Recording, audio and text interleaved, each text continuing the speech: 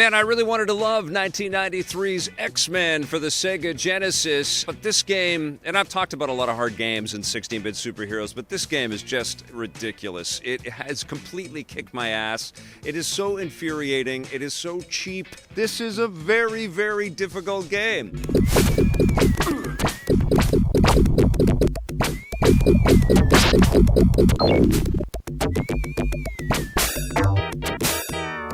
The whole idea is that the danger room has been corrupted by a virus, and so you're blasting into these different simulated realities, taking out robots and different warriors. Sometimes you'll run into some sentinels, and of course you'll have boss fights with various X-Men baddies along the way. The collision detection is just so atrocious in this game. I can sometimes never tell why I have died, and sometimes I'm fighting bosses, and it feels like I'm just going to town on them, hacking and slashing as either Wolverine or Nightcrawler or Cyclops or Gambit, the four X-Men characters that you can play as in this game. Just feels like nothing is happening. The health bar doesn't titch down, and every time they run into me, they just hammer me and they crush me, and so I die over and over again. I set it to the lowest setting, I die over and over again. I have trouble with the jumps in this game. There's just a lack of clarity, and because the collision detection isn't always precise, you just don't always know what you're supposed to punch or hit, or you can find out with elevators in some levels, and sometimes you'll jump onto moving ledges and you just miss them for some reason, maybe by a pixel or something, and you fall on spikes. It's beautiful though,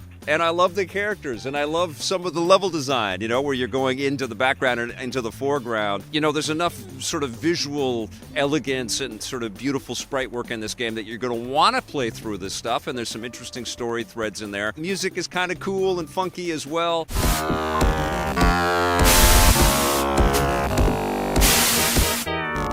But it's just hampered by poor design choices, and it feels like it might have been rushed a little bit to sort of make a date or something like that.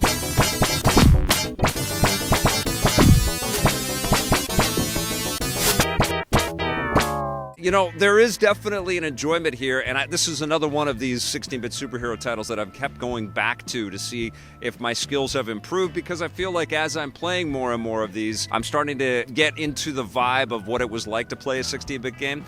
But no, this game is just way too hard for me. There are cheat codes that you can find online that will give you level selects and extra lives and stuff like that. And I did use a little bit of that to see some of the different environments. There was this one point in the game, I just gotten past a couple of sentinels, and I was defeating these robot sentries that were going up and down blasting at me, and there's these electro walls that are in the way, and I had to go down to hit the switch, and some of the switches are a little incongruous. You don't know if you're going to hit them or not, but in this particular scenario, I had to jump down into a hole and punch the switch, and then arbitrarily one or two of these electro fences would disappear and I'd be able to get past that area if I could actually jump out of the hole. And I happened to be playing the game with my 5-year-old nephew beside me, and I couldn't jump out of the hole. I think I was playing as Cyclops, and I was doing double jumps and flips and stuff, and I just couldn't get out, and I was just completely freaking out, trying not to swear in front of my little 5-year-old nephew, and he was laughing his butt off. He couldn't believe that I was having so much difficulty to just get my character out of this ridiculous trap that's like